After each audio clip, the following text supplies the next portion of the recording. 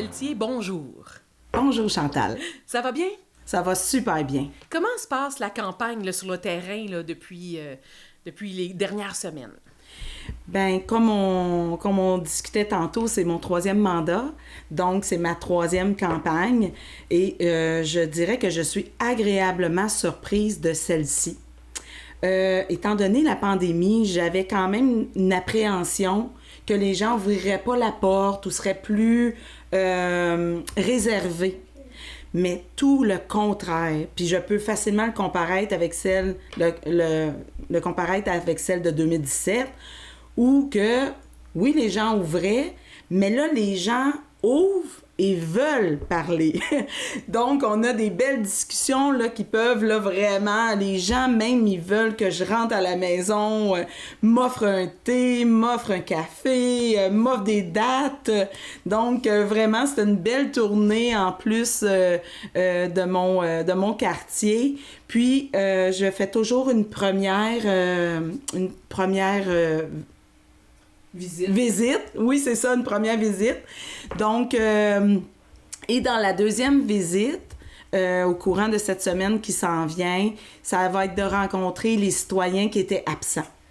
Parce que je prends quand même en note ceux qui étaient absents. Oui, j'ai laissé des dépliants à chacun, mais c'est jamais aussi bien que d'aller les rencontrer puis de pouvoir échanger avec eux. Donc, puis le soleil a été au rendez-vous. Vraiment, là, le grand week-end de 4 jours a été sublime. C'est comme si on revenait à l'été. Donc, vraiment, j'ai eu des belles rencontres, du beau temps. Puis, vraiment, là, j'ai vraiment aimé cette première tournée-là. Donc, une campagne sur le terrain très positive. Vous le mentionnez, là, c'est votre 3e mandat que vous briguez à l'île Perrot. Pourquoi vous voulez vous présenter encore? C'est une bonne question, ça, hein? Oui, parce que, tu sais, on entend toutes sortes de choses, hein, sur les messages, que les gens utilisent Instagram, Facebook pour dire des commentaires, les choses comme ça.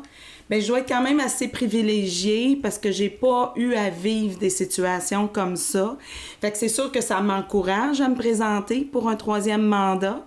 C'est sûr aussi qu'il y a des projets sur la table dans lesquels j'ai participé dans mon dernier mandat que j'aimerais voir se réaliser, dont le complexe aquatique. On sait tous que la ville de l'île Perrot, c'est la municipalité de Vaudreuil-Soulanges qui détient le plus haut taux de locatif, qui est de l'ordre de 30%. Ce qui fait que d'offrir une piscine est minimalement un bien essentiel pour les familles. Mais en plus, on va plus loin que le complexe aquatique, c'est de l'adapter de façon universelle à tous les citoyens.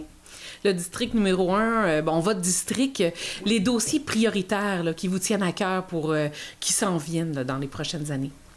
Donc, dans ces dossiers-là, il y a aussi un aménagement de l'île Perrot-Nord au niveau du parc parce que les familles viennent de plus en plus s'installer là. Il y a du locatif qui a pris naissance à l'île Perrot-Nord. Donc, les jeunes familles s'installent. Il y a un parc à cet endroit-là avec des arbres magnifiques, mais l'aménagement est vraiment à revoir.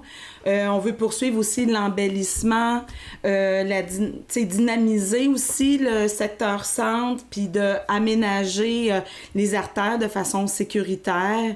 Puis on a une belle espace, ceux qui connaissent un peu le secteur là, de la rue Rangé, la rue des Émeraudes, où oui, il y a un espace vraiment piétonnier que les gens ont utilisé de façon naturelle, mais qu'on aimerait vraiment y aménager.